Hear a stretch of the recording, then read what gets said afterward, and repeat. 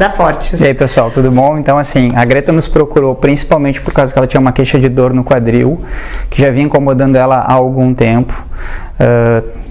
Combinado com uma dor no joelho, combinado com uma lombar que também já não era tão boa já há algum tempinho, tudo do mesmo lado do corpo. E ela já tinha uma indicação cirúrgica do quadril, tá? Por uma questão de desgaste ósseo, desgaste articular. O que aconteceu? A gente fez uma avaliação com ela, funcional, que é o que a gente trabalha bastante aqui na clínica, tentando identificar as causas desse desgaste, né, Greta? Que, como eu falei para ela, ela tem um desgaste diferente entre um osso, um quadril e o outro, né? Isso normalmente acontece por desalinhamentos do corpo, sobrecargas mecânicas diferentes. Como ela não tem uma profissão ou alguma coisa que sobrecarregue demais um lado do outro para a gente ter uma causa, né? Ela simplesmente treinava academia e isso já estava atrapalhando no treino dela, ela já não conseguia mais treinar até por dor. A gente, através de uma avaliação, percebeu que ela tinha alguns desalinhamentos articulares e principalmente uma falta de controle muscular. E essa falta de controle muscular, com o passar do tempo, foi gerando um desgaste que ela chegou até então. Então ela optou por vir aqui na clínica por um tratamento conservador e não cirúrgico. Porque eu tive esqueci a palavra. Indicação? Porque eu tive a indicação de uma cirurgia e eu não me dei por satisfeita em ter que operar, ficar 3 meses parada. E inclusive isso foi até um ponto que o Thiago falou a respeito, que muitas vezes a intervenção cirúrgica pode piorar, agravar ainda mais o quadro, né, Thiago?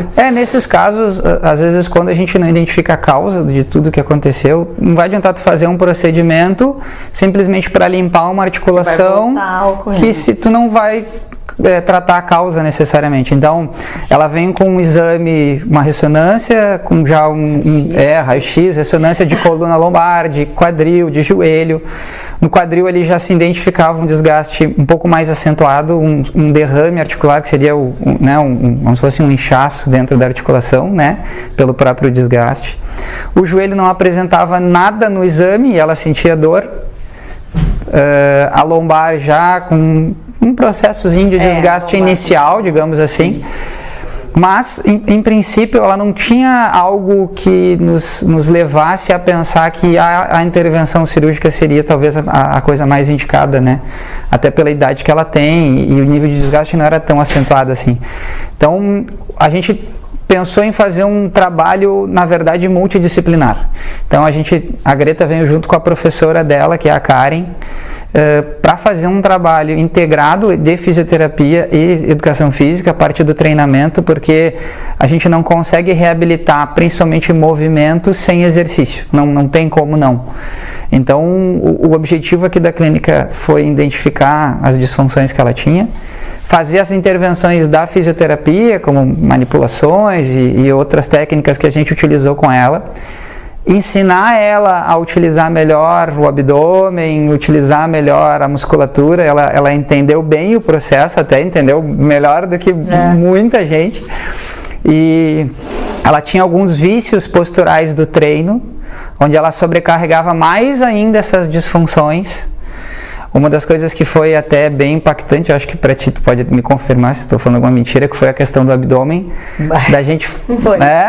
E é uma questão que é muito impactante para todo mundo, porque enquanto a gente está, né, nesse processo que eu ainda não tenho controle de não precisar expandir tanto, e durante o treino muita gente comenta e me manda direct falando: nossa, me dá uma agonia, teu abdômen não vai ficar assim. E até foi algo que eu cheguei a pensar também: será que meu abdômen vai ficar expandido para sempre? Por que ela está dizendo isso? Porque a maioria das pessoas tem uma noção de contração de abdômen fazendo o quê? Né?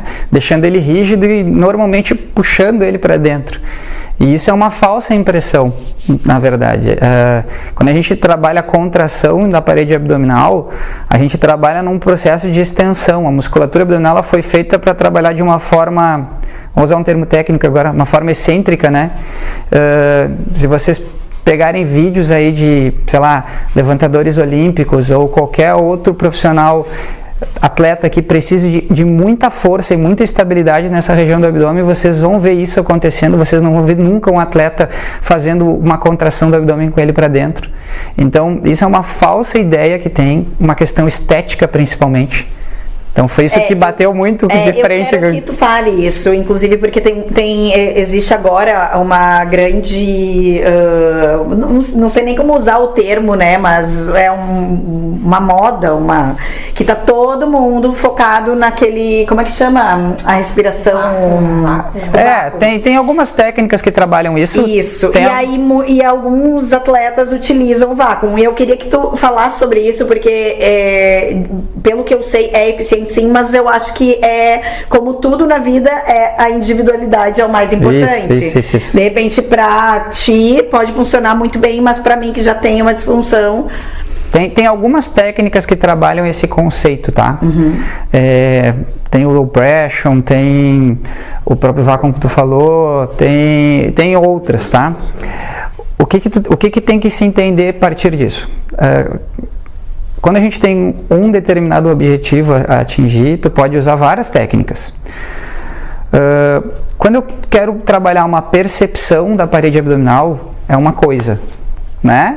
Então, quando eu quiser trabalhar a percepção, a mobilização de alguns tecidos dessa cavidade abdominal e até do diafragma, às vezes ensinar a pessoa a utilizar melhor o diafragma, né? Utilizar melhor o gradil costal, para movimentar mais esse diafragma, eu posso utilizar de várias técnicas e essas são umas técnicas que trabalham isso. Agora, quando eu trabalho estabilização, o que é estabilização?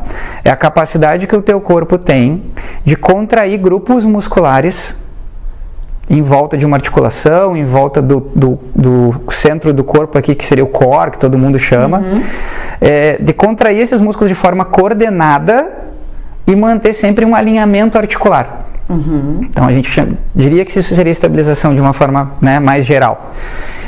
Quando a gente fala de abdômen, o abdômen ele funciona, o que a gente chama de core, grupos musculares que são a parede abdominal anterior, a parede abdominal lateral, a musculatura posterior da lombar, o diafragma e o assoalho pélvico. Formam uma caixa de força, a gente chama isso de powerhouse em algumas técnicas. Esses músculos eles funcionam de forma coordenada. Para eu provocar força ou movimentos naturais do meu corpo, essa musculatura tem que ser ativada de forma involuntária. E de acordo com a necessidade, com mais carga, um treino pesado ou um esporte, essa musculatura precisa de uma contração maior, mas ela sempre vai ser de forma involuntária. Quando a pessoa perde, que foi o que aconteceu contigo, a gente precisa provocar de forma voluntária isso para resgatar. Nós aqui utilizamos uma técnica que se chama DNS, ou Dynamic Neuromuscular Stabilization, que ela é baseada no desenvolvimento motor infantil. Então, como é que um bebezinho desenvolve isso? Como nós mesmos nos desenvolvemos, então tu pode ver que um bebezinho está sempre com aquela barriguinha, mas não é porque ela é gordinha, fofinha, legal de apertar. Na verdade é porque ele desenvolveu a capacidade de contrair essa musculatura e a partir dali ele foi executando padrões de movimento, como engatinhar, o ficar de cócoras, o levantar, o agachar e caminhar a partir disso. O nosso corpo ele deveria conseguir fazer essas mesmas coisas. Quando a gente não consegue mais estabilizar, a gente não consegue mais agachar, a gente não consegue agachar com uma qualidade boa, ficar de cócoras, por exemplo, já tem dificuldade para levantar de uma cadeira e sentar de uma cadeira. Só que quem não tem dor não percebe essas coisas parando de acontecer. Aí quando tu começa a ter dor, qual é a tua queixa? Dói para eu agachar, dói para eu descer uma escada, dói para fazer o movimento, né? Dói para eu tossir, enfim. Então, a ideia toda, e contigo não foi diferente, é a gente conseguir resgatar esse controle da tua musculatura. Então, quando tu diz assim, eu vou ficar barrigudinha, não, na verdade a gente está estimulando a pressão além do que necessário, para aqueles exercícios, para o teu corpo perceber isso e depois ao natural ele vai fazer só o que precisa sem tu precisar pensar. Lembrando que é uma técnica que eles me ensinaram, eles foram me passando, a minha professora me acompanha todo dia, não é simplesmente expandir a barriga, tem que, toda uma técnica, não é fácil, inicialmente é bem difícil, é muito difícil para se concentrar, para voltar a alinhar e que com o tempo não vai ser necessário expandir tanto mais o abdômen. Hoje eu preciso expandir muito porque eu tô reaprendendo esse movimento. Mas com o tempo já vai ser mais natural, eu vou conseguir fazer o movimento dentro sem precisar expandir tanto a barriga para fora, né, Thiago? Assim, que nem ela disse, não é simplesmente botar a barriga para fora. Não é só. Porque quando a gente fala expansão, a gente fala de toda a parede. Então ela tem que sentir expandir lá nas costas, e sentir na lateral, e sentir no abdômen e conseguir respirar junto, principalmente. Que essa foi a maior dificuldade. Né? Essa é a maior dificuldade. Então a gente tentou resgatar isso com ela. O que acontece? Na maioria vocês podem perceber isso. Na maioria das pessoas que já não conseguem mais, a questão do abdômen, a parte inferior dele, tende a acumular um pouquinho mais de gordura, né? Uhum. Isso às vezes é porque tu não consegue utilizar bem essa região do abdômen, e aí justamente já é um sinal clínico que não consegue mais estabilizar tão bem o abdômen. Então, essas diferenças dentro da própria abdominal a gente consegue ver. Desculpa. Não, termina. E mesmo o abdômen parecendo ser forte, muitas vezes não é, né? Esteticamente ele tem músculos e parece ser forte, mas não tá fortalecido. Na verdade, às vezes acontece o seguinte, um abdômen muito rígido cria problemas também, porque o corpo ele tem que ser maleável, então a gente vê problemas de hiperatividade do abdômen ou falta de atividades. No teu caso, tu tinha uma hiperatividade numa região, né, mais superior ali do abdômen e na lombar. E aí tu perdia controle em algumas outras regiões, principalmente quando envolvia movimentos do quadril. E aí quando a gente tem um quadril que não tem um bom controle, a próxima articulação que provavelmente vai dar sinal de vida no sentido de incomodar o gerador é o joelho. E era o que estava acontecendo com ela também. Exatamente. Então o processo, na verdade, foi tentar englobar tudo isso no tratamento dela. Então, pessoal, isso tudo que a gente trabalha, que eu estou falando aqui com a Greta, essa avaliação que a gente utiliza com ela, faz parte de um curso que a o Instituto Fortius, né, tem, que é o curso de avaliação e reprogramação do movimento. Esse curso ele já está em várias cidades do Brasil, a sede principal dele aqui é em Porto Alegre, a gente tem vários cursos também que acontecem lá em Vitória. Então, quem quiser, tiver alguma curiosidade, pode entrar no site da Fortius e procurar ali as cidades e as datas que vão ter. Nesse curso a gente aborda tudo isso que eu estou falando aqui com ela, como é que a gente avalia a estabilidade, o movimento, controle motor e como a gente pode utilizar de ferramentas como exercício para resgatar esse movimento. Então é bem legal o curso aí, já é um curso que já tem alguns anos que a gente está trabalhando com ele e ele vem evoluindo bastante conforme a gente vai agregando novas técnicas e novos conhecimentos. Então, o pessoal que está entrando aí agora, tiver curiosidade de saber o que a gente está trabalhando, entra lá no Instituto e dá uma lida o que o curso aborda. Vocês vão achar bem interessante. O curso nasceu, na verdade, de uma necessidade da gente trabalhar em conjunto, né, com as profissões. Educação física, fisioterapia, quiropraxia, área médica e outros profissionais da área da saúde. Então, esse curso, ele nasceu disso e com o desenvolvimento disso surgiu o projeto Clínica, né, que é onde a gente está aqui, a Clínica da Fortius, onde a gente trabalha isso no dia a dia. Então, tudo que a gente faz aqui no dia a dia, a gente leva para esse curso e tudo que a gente acaba desenvolvendo diferente aqui e agregando serviços aqui na clínica, também a gente acaba levando para o curso. Então, na verdade, aqui na clínica a gente faz na prática o que a gente mostra aí no curso. O que a gente está fazendo aqui com a Greta hoje é justamente mostrar, cuidado aí, é justamente mostrar junto com a professora dela como é que é esse trabalho integrado. A gente fez uma avaliação com a Greta, para tentar identificar as causas desse desgaste. Porque quando ela chegou com o diagnóstico de desgaste, ele não nos diz muita coisa além do que simplesmente uma articulação que está gasta. E isso não é sinônimo de dor, que foi o que eu tentei que ela entendesse isso, porque tem muitas pessoas que têm o desgaste e simplesmente só descobrem que tem porque fizeram algum exame, que foi o teu caso, que tu fez uma ressonância, tu fez um raio-x e tal. Então, o processo de desgaste às vezes é natural. O que aconteceu no teu caso? Tu teve um desgaste mais acentuado de um quadril do lado esquerdo do que do lado direito. Isso.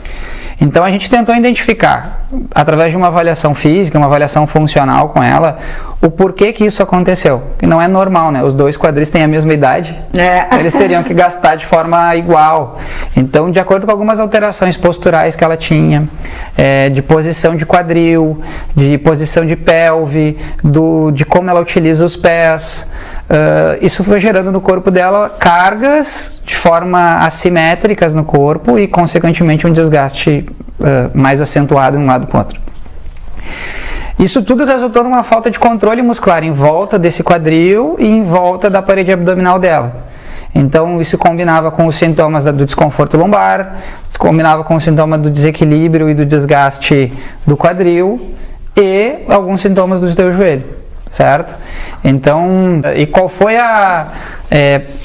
vendo toda essa avaliação dela, o tratamento proposto foi justamente a gente optar por um tratamento conservador, que ela também não queria a cirurgia e ela optou por um tratamento diferente. A gente fez um tratamento integrado junto com a professora dela, que é a Karen. Vem cá, Karen.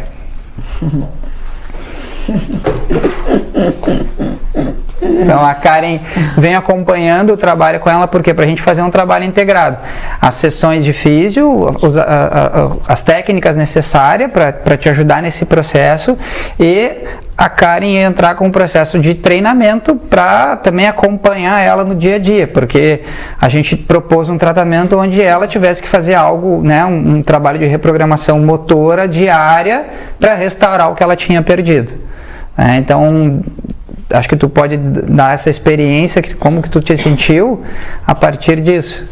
E eu friso a importância do profissional de educação física e, inclusive, valorizo muito a atitude da minha professora, que ela não precisaria me acompanhar, e ela está fazendo isso por vontade própria, porque muitas vezes, porque ela entendeu tudo que ele passou, ela entendeu os tipos de exercícios, movimentos que são adequados para mim, conforme as minhas limitações e as minhas lesões, e muitas vezes quando eu esqueço, porque tem muita coisa que a gente tem que reprogramar a mente, muitas vezes quando eu esqueço, ela me lembra, ou ela usa gatilhos para me fazer lembrar de pisar no local certo, ou de expandir a barriga, de fazer determinados movimentos que vão auxiliar na minha recuperação e nos meus movimentos durante o treinamento também. Então, o tratamento que a gente propôs com ela foi, junto com a Karen, a gente tentar achar uma estratégia de que ela conseguisse fazer de uma forma sozinha, né, de uma forma individual, porque a gente não vai acompanhá-la todo dia, o tempo inteiro, então ela precisa aprender, não é simplesmente vir aqui na clínica, a gente faz as técnicas e ela... porque ela está passando por um processo já de um tempo, é crônico, então não é simplesmente mágica a coisa, não funciona assim. E ela já tem uma indicação cirúrgica. Então, o que a gente tentou fazer com ela foi abordar de diferentes técnicas de terapia manual para tentar melhorar essa questão articular dela e o controle muscular para ela se manter, que é o que vai manter ela independente dela já ter o desgaste ou não.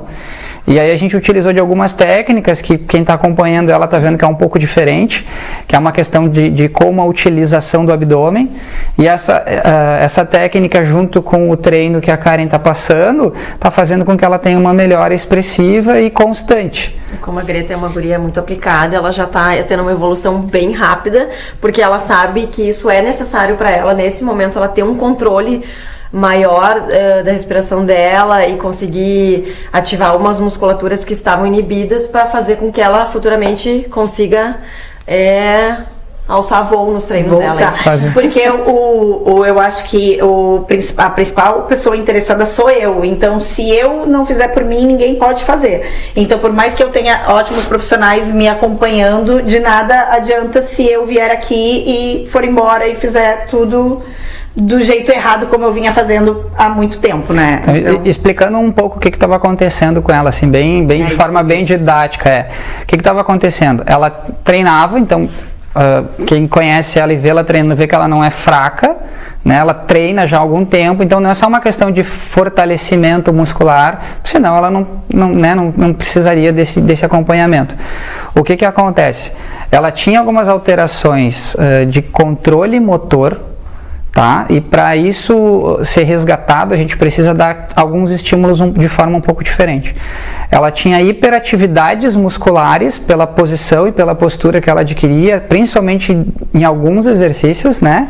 Então ela fazia lá um agachamento ativando demais a lombar, ativando demais o abdômen de forma um pouco errada. Então a gente corrigiu alguns movimentos, e aí a Karen que está lá no dia a dia para puxar a orelha dela, para corrigir ela. A gente entrou com um trabalho de terapia manual dentro da clínica aqui para tirar algumas tensões musculares que ela já tinha, algumas falhas de mobilidade articular, permitindo que o movimento por si só resgatasse esse padrão dela. Então, a dor no joelho, por exemplo, no exame de imagem, não mostrava nada. Então, não tinha explicação pela dor no joelho. Sim, tinha explicação. Ela tinha uma falta de controle muscular, que é o que a Karen falou de inibições. Isso não é fraqueza necessariamente, é o corpo dela não conseguindo contrair alguns músculos. Isso gerava algumas instabilidades, que vai gerar sobrecarga articular, e aí explica o desgaste no quadril que ela tinha, porque ela tinha um controle muscular muito diferente de um lado para o outro. Ela tinha um controle muscular de quadril muito diferente, de abdômen muito diferente, de coxa muito diferente. Então tudo isso explica todos os sintomas dela e o desgaste precoce no quadril.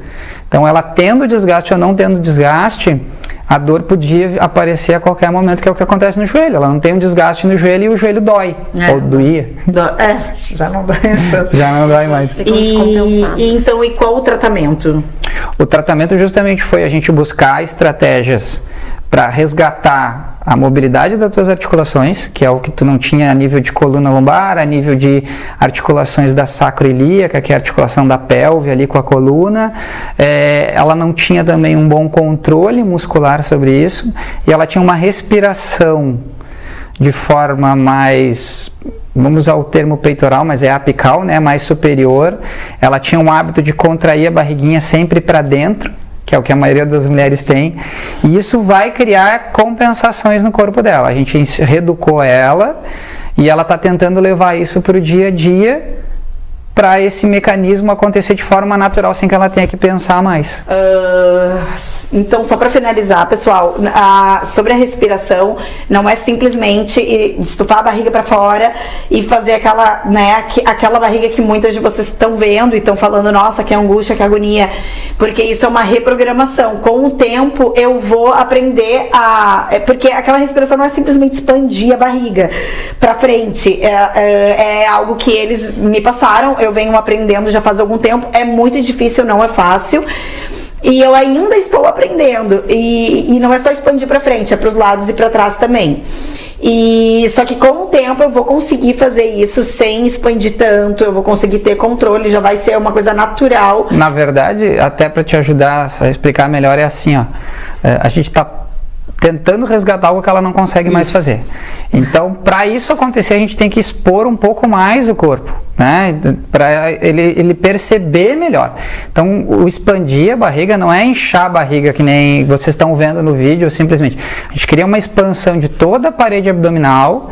O que é isso? É não fazer contração da barriga para dentro, é deixar ela solta e de acordo com a força que ela for fazendo, essa vai criar uma expansão natural, que é exatamente o mesmo mecanismo que qualquer criança, qualquer bebê faz.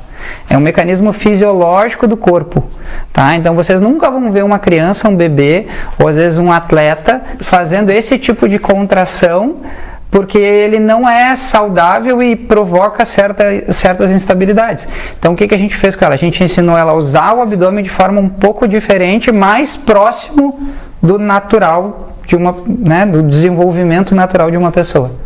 Aí foge das questões estéticas. E só mais um parênteses sobre as causas que muitas pessoas me perguntam. Uma das causas que muitas coisas podem ter ocasionado, mas uma das causas que quando conheci o Thiago eu falei que eu fazia logo que eu comecei foi assim, quando eu comecei a treinar, aliás, antes de começar a treinar de verdade, ter massa muscular, eu corria sem nem ter condicionamento físico, eu não conseguia nem respirar durante a corrida, tanto que de tempos em tempos eu tinha que parar. E então isso também foi algo que pode ter auxiliado, porque eu não tinha musculatura no corpo e eu fazia corridas na rua, subia lomba, descia ladeira, né, para os outros estados. E isso pode ter sido algo também que auxiliou em todo esse processo. O processo de desgaste com certeza foi acelerado por causa disso, não tenha dúvida. Acho que tem uma coisinha que eu vi pessoas te perguntando, e eu até vou tirar um esclarecimento legal aqui, que ela algumas vezes utiliza treinar descalços ou não descalços, né? Então assim, por que a gente utilizou dessa estratégia em alguns momentos com ela? Porque ela não sabe utilizar o pé dela de forma adequada. Então não é simplesmente treinar descalço. ou treinar descalço, se tu não dá o estímulo correto de como ela tem que distribuir a carga no pé, sem utilizar os dedos, enfim, né, ensinar a educação do pé, e não simplesmente largá-la descalço, não ia ter efeito nenhum mesmo. Então a gente ensinou ela a utilizar o pé dela, ela treina em alguns momentos descalço, outros momentos ela faz a mesma coisa com o tênis, para reeducar toda essa musculatura e ela ter um controle muscular um pouco melhor. Então, quando vê ela fazendo alguma coisa descalço, não é simplesmente ela estar descalço para estimular o pé, não.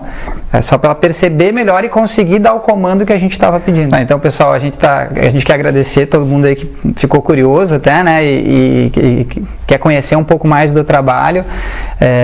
A Greta, ela está fazendo um trabalho integrado aqui com a professora dela, e a ideia desse trabalho é que todas as pessoas saibam que tem uma outra possibilidade, às vezes querendo fugir da cirurgia, né? Tem que buscar outro tipo de tratamento, tem que buscar tratamento com profissionais diferentes e tentar integrar esses profissionais com que vocês estão trabalhando, seja o professor de educação física, o quiroprata, o fisioterapeuta, o médico, tem que ter uma integração deles.